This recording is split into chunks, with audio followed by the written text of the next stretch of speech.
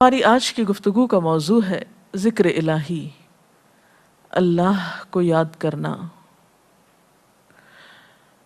اللہ تعالیٰ کو یاد کرنا خوبصورت ترین کاموں میں سے ایک کام ہے، بہترین عبادات میں سے ایک عبادت ہے۔ قرآن پاک میں اللہ تعالیٰ اس کے بارے میں فرماتے ہیں وَلَذِكْرُ اللَّهِ أَكْبَرُ، اور اللہ کا ذکر بہت بڑا کام ہے، بہت اچھا کام ہے۔ حقیقت یہ ہے کہ انسان جس چیز سے محبت کرتا ہے اس کو ضرور یاد کرتا ہے، اس کا ذکر کرتا ہے، دل ہی دل میں بھی اور زبان سے بھی، کیونکہ جس چیز کی محبت انسان کے دل میں ہوتی ہے وہ چیز زبان پر آ کر رہتی ہے۔ یہ ہو نہیں سکتا کہ ہم اللہ تعالیٰ سے محبت کرتے ہوں، دل میں اس کو یاد کرتے ہوں، پھر زبان سے اس کا ذکر کرنا بھول جائیں۔ ذکر الہی تو بندہ مومن کی زندگی میں غیر محسوس طریقے سے شامل ہو جاتا ہے۔ اس کی اس طرح عادت ہو جاتی ہے کہ انسان اٹھتے بیٹھتے چلتے پھرتے تنہائی میں سب کے بیچ میں بیٹھ کر اپنے رب کو یاد کرتا رہتا ہے، دل ہی دل میں یا زیر لب۔ وہ اپنے رب کو کسی حال میں بھی نہیں بھولتا، اور بھولے بھی کیوں؟ اس لیے کہ اس کی ذات پر رب کے احسانات ہر ایک سے بڑھ کر ہیں، اس کی نگاہیں ہر طرف رب کے کمالات دیکھتی ہیں، وہ ہر طرف رب کی نعمتوں کو دیکھ کر سرشار ہوتا رہتا ہے۔ وہ جس طرف بھی نظر اٹھاتا ہے وہیں اس کو رب کی قدرت اور تخلیق نظر آتی ہے۔ اپنے سامنے، دائیں بائیں، اوپر نیچے، ہر طرف زمین آسمان، جو کچھ بھی بنا ہوا ہے، جو کچھ بھی پھیلا ہوا ہے، وہ سب اس کے رب کا بنایا ہوا ہے۔ پھر وہ اس رب کو کیسے بھلا سکتا ہے؟ قرآن پاک میں اہل ایمان کو ذکر کرنے کی تلقین کی گئی ہے۔ اللہ سبحانہ و تعالیٰ فرماتے ہیں فَاذْكُرُونِي أَذْكُرْكُمْ، تم مجھے یاد کرو، تم میرا ذکر کرو، میں تمہیں یاد کروں گا۔ ایک اور جگہ پر فرمایا وَاذْكُرْ رَبَّكَ فِي نَفْسِكَ تَضَرُّعًا وَخِيفَةً وَدُونَ الْجَهْرِ مِنَ الْقَوْلِ بِالْغُدُوِّ وَالْآصَالِ وَلَا تَكُن مِّنَ الْغَافِلِينَ، اور اپنے پروردگار کو دل ہی دل میں عاجزی اور خوف کے ساتھ اور آہستہ آواز سے صبح و شام یاد کرتے رہو، اور دیکھنا غافل نہ ہونا، یعنی رب کی یاد سے کبھی بھی غفلت اختیار نہ کرنا۔ ایک اور جگہ پر فرمایا وَاذْكُرُوا اللَّهَ كَثِيرًا لَعَلَّكُمْ تُفْلِحُونَ، اور اللہ کا ذکر کرو کثرت کے ساتھ، بہت زیادہ۔ کیوں؟ لَعَلَّكُمْ تُفْلِحُونَ، تاکہ تم فلاح پاؤ، کامیاب ہو جاؤ۔ اس سے پتہ چلتا ہے کہ اللہ تعالیٰ کو یاد کرنا کامیابی کی علامت ہے، اللہ کے ذکر میں کامیابی کی ضمانت ہے۔ مومن مردوں اور عورتوں کی صفت قرآن پاک میں یہی بیان کی گئی ہے کہ وہ بہت زیادہ اللہ کا ذکر کرنے والے ہوتے ہیں۔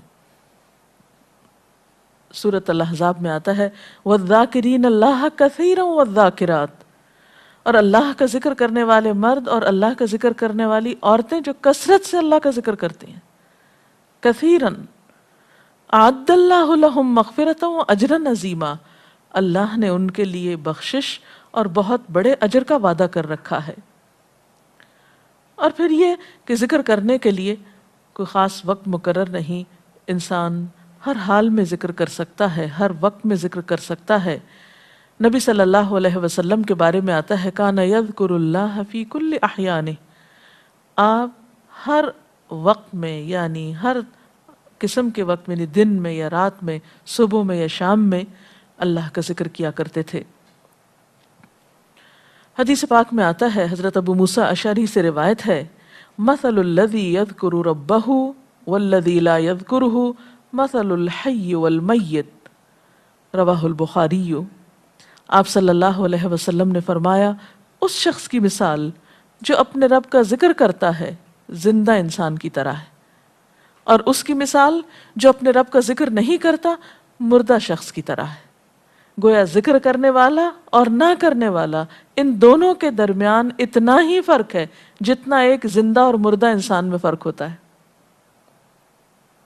اور یہ فرق کتنا بڑا ہے.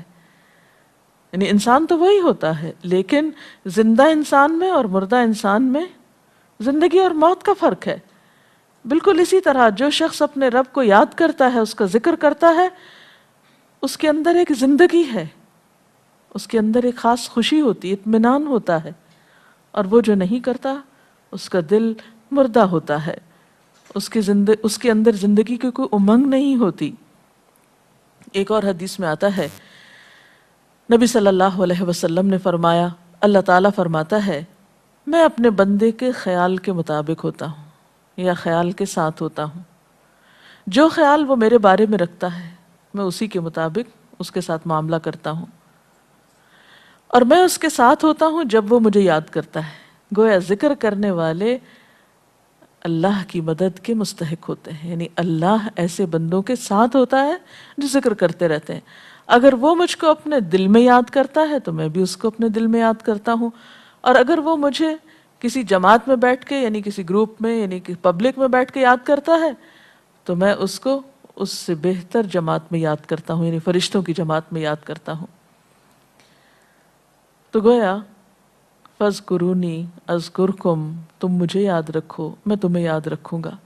تو جو شخص بھی یہ چاہتا ہو کہ اللہ تعالیٰ اس کو یاد رکھے، اس کی مشکل میں اس کی مدد کرے، تو اس کے لیے کیا ضروری ہے کہ پھر وہ ذکر کرتا رہے.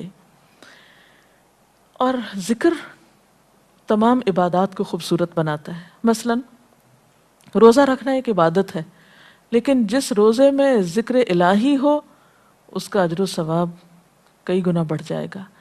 حج ایک عبادت ہے بذات خود، حج کا سفر ایک عبادت ہے، لیکن اس سفر میں انسان اگر ذکر الہی کرتا رہے تو اسی حج کا ثواب کئی گنا بڑھ جائے گا. اور نماز تو سراسر ہے ہی اللہ کی یاد کا نام. اقم الصلاۃ لذکری، نماز قائم کرو میری یاد کے لیے. اللہ کے ذکر کا بہترین طریقہ ہے. ایک اور موقع پر آپ صلی اللہ علیہ وسلم سے جب یہ پوچھا گیا کہ سب سے اچھی نماز کس کی، سب سے اچھا روزہ کس کا، سب سے اچھا حج کس کا، سب سے اچھا مجاہد کون، تو آپ صلی اللہ علیہ وسلم نے ہر بار یہی جواب دیا کہ جو اپنے ان کاموں میں ذکر الہی کثرت کے ساتھ کرے. اور ذکر کرنے والے ہر میدان میں آگے نکل جاتے ہیں. حدیث پاک میں آتا ہے نبی صلی اللہ علیہ وسلم نے فرمایا مفردون سبقت لے گئے. لوگوں نے پوچھا کہ یہ مفردون کون ہیں؟ فرمایا وہ مرد جو کثرت کے ساتھ اللہ کا ذکر کرتے ہیں اور وہ عورتیں جو کثرت کے ساتھ اللہ کو یاد کرتی ہیں. اور یہاں آپ نوٹ کر رہے ہیں خاص طور پر مردوں کے ساتھ ساتھ عورتوں کا ذکر بھی ملتا ہے. حضرت عبداللہ بن بصر فرماتے ہیں کہ ایک شخص نے عرض کیا یا رسول اللہ صلی اللہ علیہ وسلم، بے شک اسلام کے احکام مجھ پر بہت ہیں، یعنی ذمہ داریاں بہت ہیں، کرنے کے کام بہت ہیں.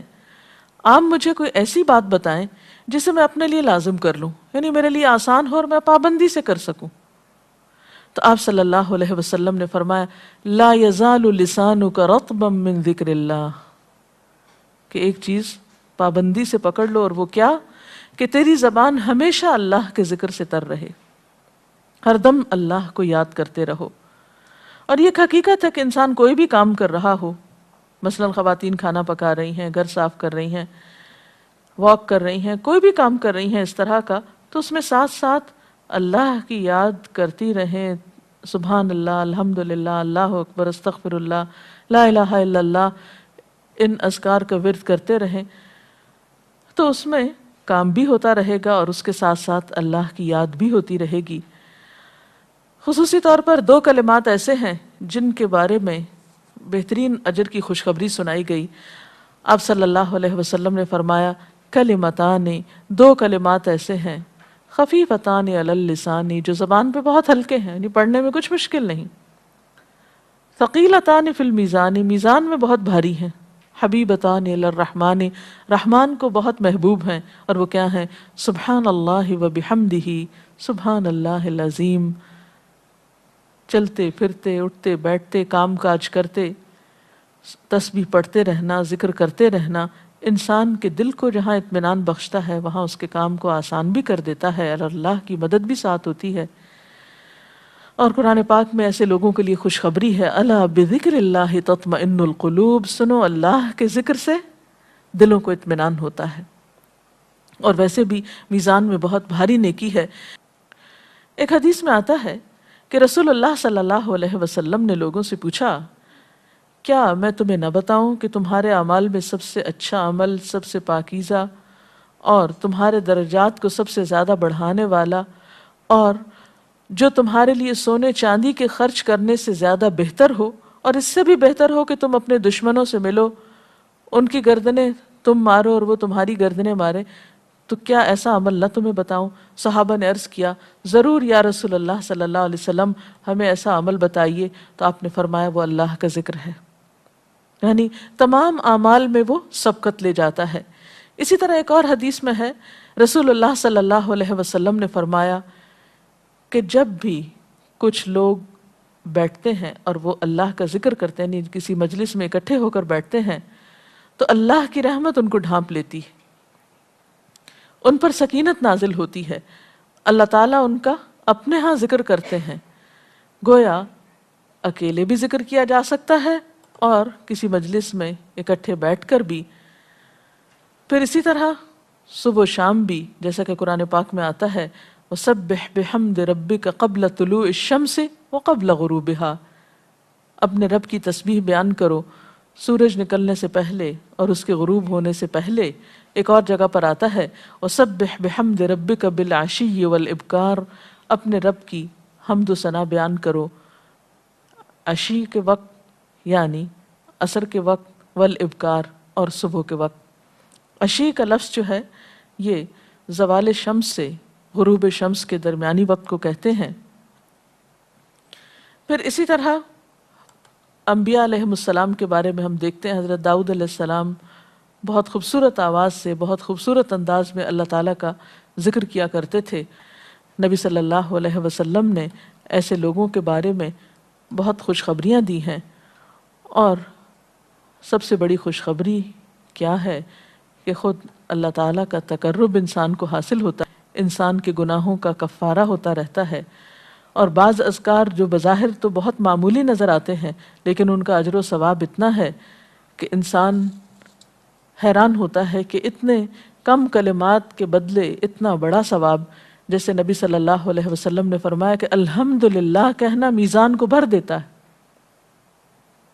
اب الحمدللہ دو لفظ ہیں، لیکن جو شخص دل سے اس کو ادا کرتا ہے تملا المیزان، میزان بھر جاتا ہے اس سے۔ سبحان اللہ، الحمدللہ کے کلمات آسمان اور زمین کے درمیان کو پر کر دیتے ہیں، یعنی اتنا اجر و ثواب ہے ان چھوٹے چھوٹے کلمات کا بھی، لیکن اکثر شیطان ہمیں ان سے غافل رکھتا ہے۔ تو ضرورت اس بات کی ہے کہ ہم کثرت کے ساتھ اللہ کو یاد کرنے والے ہوں، تاکہ ہمارے دین و دنیا کے کام سنور جائیں اور آخرت میں اللہ کے محبوب اور مقرب بندوں میں ہمارا شمار ہو۔ اگر اس سلسلے میں آپ کے ذہن میں کوئی سوال ہے تو آپ کر سکتے ہیں۔ جی آپ پوچھیں۔ محترم ڈاکٹر صاحبہ، ہمیں آپ بتائیں گے کہ مسنون اذکار کی طرف ہمیں رہنمائی فرمائیے۔ بہت سی کتابیں ایسے ہیں جس میں نبی صلی اللہ علیہ وسلم سے ہر موقع کی مناسبت سے اذکار مذکور ہیں۔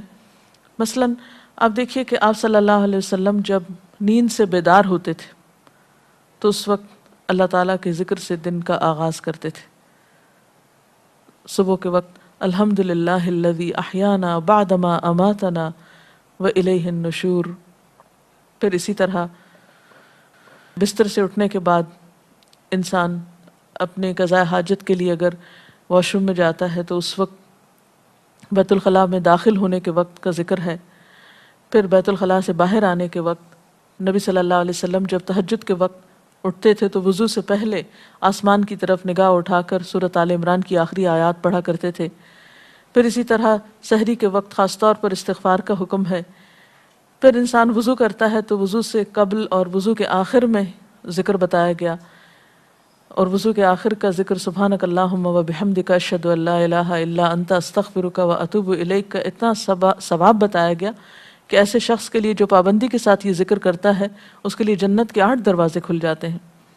پھر اسی طرح جب انسان گھر سے نکلتا ہے، مسجد کی طرف جاتا ہے، مرد حضرات، تو گھر سے نکلنے کے وقت کی دعا ہے، پھر اسی طرح راستے میں پڑھنے کی، پھر مسجد میں داخل ہونے کی، پھر مسجد کے اندر، پھر مسجد سے باہر نکلتے وقت، پھر دوبارہ گھر آتے ہوئے بازار سے اگر گزرتا ہے تو اس وقت کا ذکر ہے، پھر گھر میں داخل ہونے کا ذکر ہے، پھر اگر کچھ کھا رہا ہے انسان تو بسم اللہ پڑھ کر کھانے کا آغاز کرتا ہے اور الحمدللہ کے ساتھ پھر اختتام کرتا ہے، پھر اسی طرح چھینک آنے پر ذکر ہے، پھر مرغہ اگر آزان دیتا ہے تو اس وقت کا ذکر ہے، پھر مؤذن کی آزان سن کر انسان اس کو جواب دیتا ہے، اس کے بعد کا پھر ذکر ہے، پھر اسی طرح انسان کسی کے ساتھ جب معاملہ کرتا ہے، کہیں وعدہ کر رہا ہے تو اللہ کو یاد کرتا ہے انشاءاللہ کہہ کے، پھر اسی طرح کوئی اچھی چیز دیکھتا ہے ماشاءاللہ کہتا ہے، کہیں استغفر اللہ کہتا ہے۔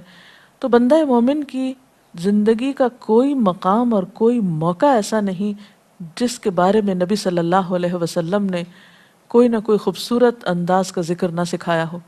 حتیٰ کہ انسان شام ہوتی ہے تو پھر صبح و شام کے اذکار ہیں، پھر اسی طرح ہر نماز کے بعد کے اذکار ہیں، تسبیحات ہیں، پھر بستر میں جاتے وقت کی دعا ہے، پھر اسی طرح اگر آپ کسی بیمار کی عیادت کرنے کے لیے گئے ہیں تو اس وقت کی دعا ہے، اگر کوئی بیمار ہو جاتا ہے تو اس کے اوپر پڑھی جانے والی دعائیں ہیں۔ یعنی کوئی بھی زندگی کا گوشہ ایسا نہیں جس میں ذکر الہی کی طرف ہمیں متوجہ نہ کیا گیا ہو۔ اور حقیقت یہ ہے کہ انسان جب اس دنیا سے رخصت ہوتا ہے اور اگر لا الہ الا اللہ پر اس کی موت آتی ہے تو انشاءاللہ اس کے لیے بشارت ہے جنت میں جانے کی، لیکن یہ اسی وقت ہو سکتا ہے جب ہم اپنے عام حالات میں ذکر کے عادی ہوں۔ یہ نہیں ہو سکتا کہ عام طور پر ہم غافل رہیں اور اچانک موت کے وقت ہمیں یاد آ جائے۔ اور بات یہ ہے کہ جس خیر پر انسان دنیا سے رخصت ہوتا ہے اسی پر پھر قیامت کے دن اٹھایا جائے گا، اس لیے ذکر کو اپنی عادت میں شامل کر لینا چاہیے۔ جی آپ پوچھیے۔ ذکر اور دعا میں کیا فرق ہے؟ کیا دعا بھی ذکر میں شامل ہے یا ذکر اور دعا دو مختلف چیزیں ہیں؟ ذکر اور دعا دونوں ایک ہی چیزیں ہیں۔ ذکر کا مطلب ہے اللہ کو یاد کرنا۔ بعض اوقات انسان صرف دل میں یاد کرتا ہے، زبان سے نہیں بھی دہراتا تو وہ بھی ذکر شمار ہوتا ہے۔ بعض اوقات انسان کوئی مسنون کلمات کہتا ہے، بعض اوقات اللہ تعالیٰ کی تعریف اپنی زبان میں بیان کرنا، یہ بھی ایک طرح سے ذکر کرنا ہوتا ہے۔ اور دعا میں خاص طور پر کسی چیز کا مطالبہ کیا جاتا ہے، یہ کچھ مانگا جاتا ہے اللہ تعالیٰ سے۔ یعنی ہر دعا ذکر ہے لیکن ہر ذکر دعا نہیں ہوتی۔ ذکر کی کئی قسمیں ہیں جن میں سے ایک دعا بھی ہے۔ جی آپ پوچھیں۔ کیا ذکر کے لیے ہر وقت باوضو رہنا ضروری ہے؟ ذکر کے لیے ہر وقت باوضو رہنے کی شرط نہیں ہے۔ قرآن پاک میں اللہ تعالیٰ فرماتے ہیں الذین یذکرون اللہ قیاما وقعودا وعلی جنوبہم وَيَتَفَكَّرُونَ فِي خَلْقِ السَّمَاوَاتِ وَالْأَرْضِ رَبَّنَا مَا خَلَقْتَ هَذَا بَاطِلًا سُبْحَانَكَ فَقِنَا عَذَابَ النَّارِ۔ وہ لوگ جو اللہ کو یاد کرتے رہتے ہیں کھڑے ہو کر، بیٹھ کر، لیٹ کر، اپنے پہلوؤں پر، اور کائنات میں غور و فکر کرتے رہتے ہیں، کہتے ہیں کہ پاک ہے تو اے ہمارے رب، ہمیں آگ کے عذاب سے بچا۔ تو اس سے یہ پتہ چلتا ہے کہ انسان بیٹھ کر، چلتے پھرتے اور لیٹ کر بھی اللہ کو یاد کر سکتا ہے۔ اب لیٹنے کی حالت ایسی جس میں سونا بھی شامل ہے، تو سوتے ہوئے اگر انسان ڈر جائے یا کوئی برا خواب ہے تو اس وقت بھی ذکر کرنا، مسنون ذکر موجود ہے۔ یعنی اس وقت بھی نبی صلی اللہ علیہ وسلم نے دعا مانگنے کا طریقہ بتایا کہ اب کیا پڑھو، تاکہ تم اس خواب کے خوف سے، اگر کوئی ناپسندیدہ خواب ہے تو اس سے باہر آ جاؤ۔ تو اب آپ دیکھیں کہ سو کر تو وضو باقی نہیں رہتا، اور اگر اللہ کی یاد کے ساتھ ہر وقت باوضو ہونے کی شرط ہوتی تو پھر تو شاید ہی کوئی ذکر کر سکتا ہر وقت، کیونکہ ایک مشکل کام ہے۔ وضو نماز کے لیے شرط ہے، نماز وضو کے بغیر نہیں ہوتی، لیکن ذکر آپ وضو کے بغیر کر سکتے ہیں، اور اس میں درود شریف بھی شامل ہے، آیت کریمہ بھی شامل ہے۔ ہاں افضل ہے اگر آپ کو توفیق اللہ نے دی کہ آپ وضو کے ساتھ ہیں اور وضو کے ساتھ ذکر کریں، لیکن اگر باوضو نہیں ہے تو ذکر سے آپ کو کوئی چیز روک نہیں سکتی، الا یہ کہ آپ بیت الخلاء میں ہیں، اس وقت ذکر نہیں کرنا چاہیے۔ ادروائز آپ عام روٹین کے نارمل کاموں میں اللہ تعالیٰ کو یاد کر سکتے ہیں، خواہ وضو سے ہوں یا بغیر وضو کے ہوں۔ جی آپ قرآن پاک جو ہم پڑھ رہے ہوتے ہیں تو کیا ضروری ہے کہ ہم بہت پراپرلی بیٹھ کر پڑھیں یا ہم ٹیک لگا کے یا ہم اپنے بستر پہ بھی پڑھ سکتے ہیں؟ افضل تو یہی ہے، پسندیدہ یہی ہے کہ انسان باادب بیٹھے، لیکن اگر آپ قرآن پاک کا کچھ حصہ زبانی یاد کیے ہوئے ہیں، کچھ صورتیں ایسی آپ کو آتی ہیں اور آپ چلتے پھرتے ان کی دہرائی کرنا چاہتے ہیں تو ایسا بھی کر سکتے ہیں۔ اجتماعی ذکر کی کیا کیا صورتیں ہو سکتی ہیں؟ اجتماعی ذکر میں قرآن پاک کا پڑھنا، پڑھانا، سیکھنا، سکھانا، اس کو یاد کرنا، یہ تمام چیزیں آتی ہیں۔ اس کے ساتھ ہی آج کا پروگرام کا وقت ختم ہوتا ہے، اجازت چاہتے ہیں۔ السلام علیکم ورحمۃ اللہ وبرکاتہ۔ اللہ اکبر، اللہ اکبر، لا الہ الا اللہ، اللہ اکبر، اللہ اکبر وللہ الحمد۔